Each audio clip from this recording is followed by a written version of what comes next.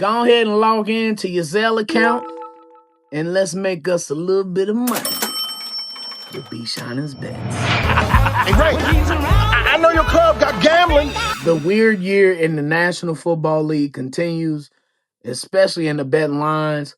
Let's get right to it. My 2 losses, I told you to take the Cowboys. They were 3-point dogs headed into Detroit. Apparently, the Cowboys only want to play their A game when they play the Chiefs because they went to Detroit and got that ass whooped. And then I told you to take the Bears as they were 6-point dogs headed into Lambeau Field with first place in NFC North on the line. And they couldn't keep it within 6. Bears lost by a touchdown. So y'all know how it goes. Vegas always knows. That's the rules. I didn't make them again. I just try to follow as best as I can. But just one other thing about the Bears too. Fam, the NFC is something like it's ruthless over there in the NFC.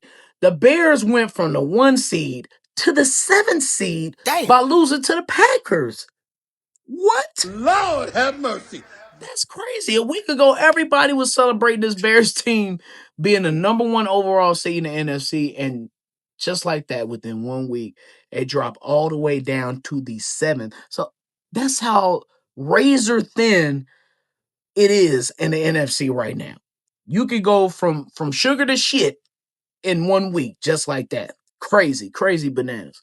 The 3 wins I had last week, I told you to take the Jaguars. I told y'all them Colts is faltering and they ain't winning another game this year. The Jaguars beat that ass in Jacksonville as they were 1.5-point dogs. I told you this was a close one, closer than I thought. I thought the Bengals were going to win this game, but thank God the spread was 6 points. The Bengals were 6-point dogs going into Buffalo. They lost by 5. And then I saw this one too. I thought it would be close. I didn't think the Steelers would win this game, but Steelers, they were 6.5-point dogs going into Baltimore. They won the damn game. Yeah, and you won too with B Shynin's bets. That's if you listen to me, which you should. Week 15. All right. The betting lines are a little more even this week. They're a little more understandable because last week it was some wide margins. But I'm heavy on the dogs this week. Patriots, they're at home versus the Buffalo Bills, and they are 1.5-point dogs. For real? Even after the Patriots beat Buffalo in Buffalo earlier in the season? Okay. Free money for y'all. Take the Patriots, 1.5-point dogs versus the Bills in New England. And then you got the Cardinals. This is a wide margin. Don't let that Texans win over the Chiefs fool you into they thinking they some powerhouse. They're a good team. But dog, that offense is in Strugglesville. That offense is not good at all. CJ Stroud, I've never believed in him. I don't understand why people were thinking that he's that guy because he ain't it, y'all. I'm telling you. The Cardinals might lose this game, but 9.5-point underdogs going into Houston, I think they can make some noise and at least keep it to 1 possession. Take the Cardinals plus those 9.5 points. And then, the Broncos, they're 1.5-point dogs at home versus the Green Bay Packers.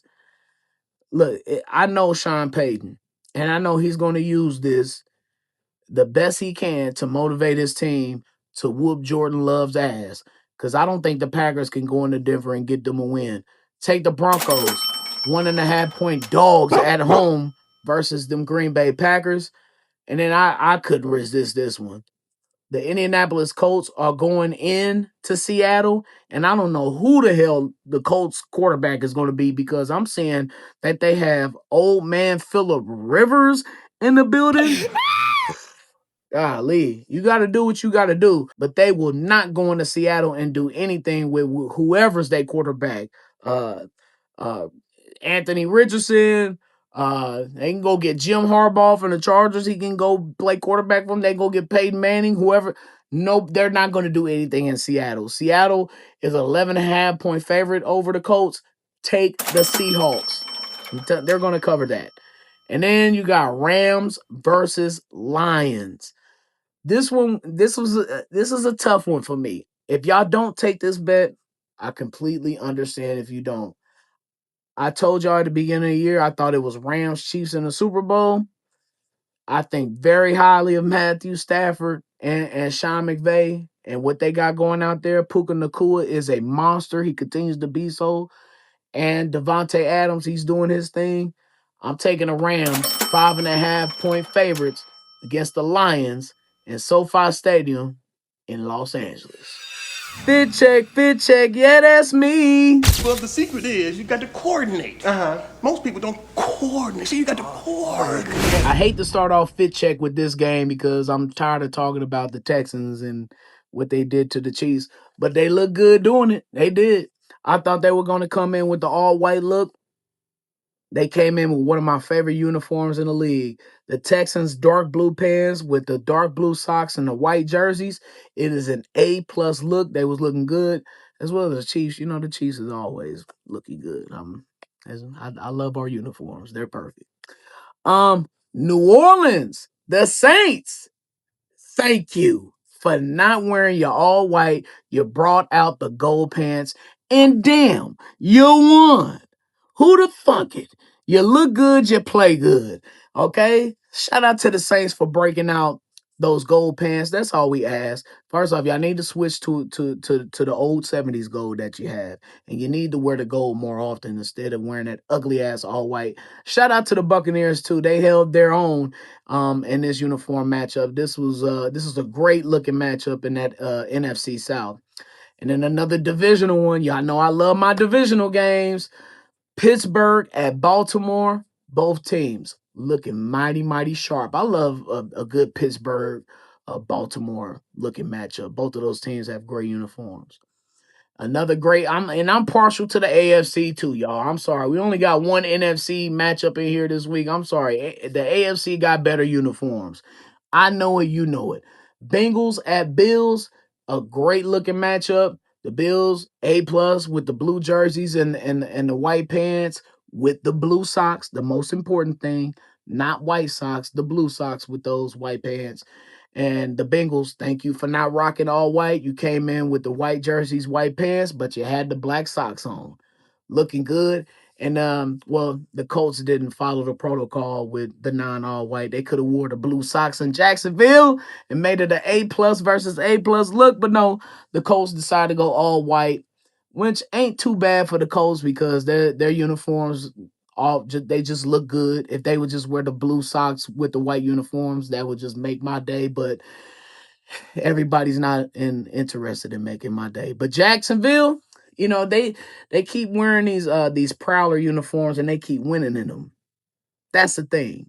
They keep winning in them. And if they keep doing that because they beat the Chiefs in these 90s Jaguars uniforms, and if they keep doing that, they're going to go back to them. And I'm gonna be sad. Although, yes, the 90s Jaguars uniforms, they do look good, but the current ones are perfect. I wish they had just maybe a little bit more teal in them, but I love the Jaguars uniforms. It's simple. It screams Jaguars to me. You can't mess it up what they have right now, but I got a feeling they might have to go back to that old one in Jacksonville. Um, not too many outliers for the Fit Check in the National Football League this week. I'll just be glad when these rivalry uniforms are done because the Jets rivalry uniforms were very mid. Uh, okay, you introduce a new shade of green. Whoop de doo. The number font was terrible.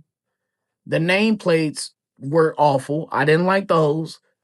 The concept I liked. It was a cool concept or whatever. I love the end zones, but overall, man, I don't see the point in these rivalry uniforms. I don't see people wearing them all the time. I don't see the marketing of them.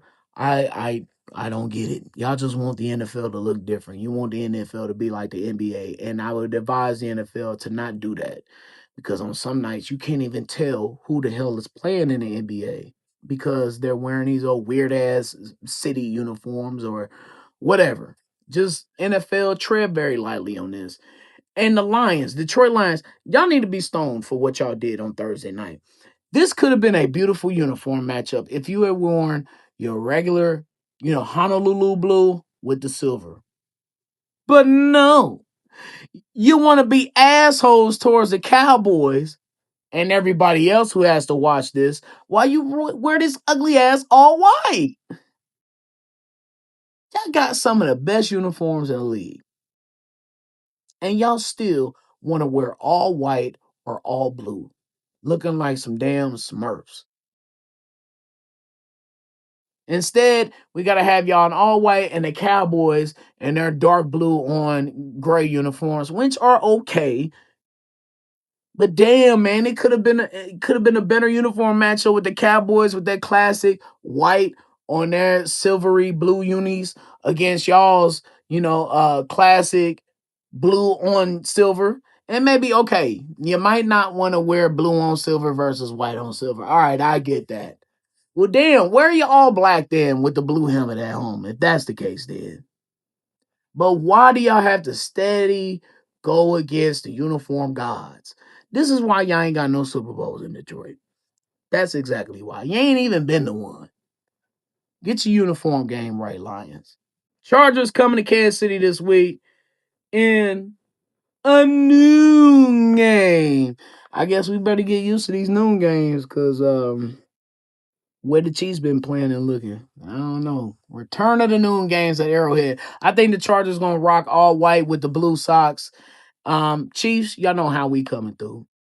Classic red jerseys, white pants with the gold stripe. Shut up, Brian. That is the pod for this week. Thank you so much for your time, your energy, and your attention.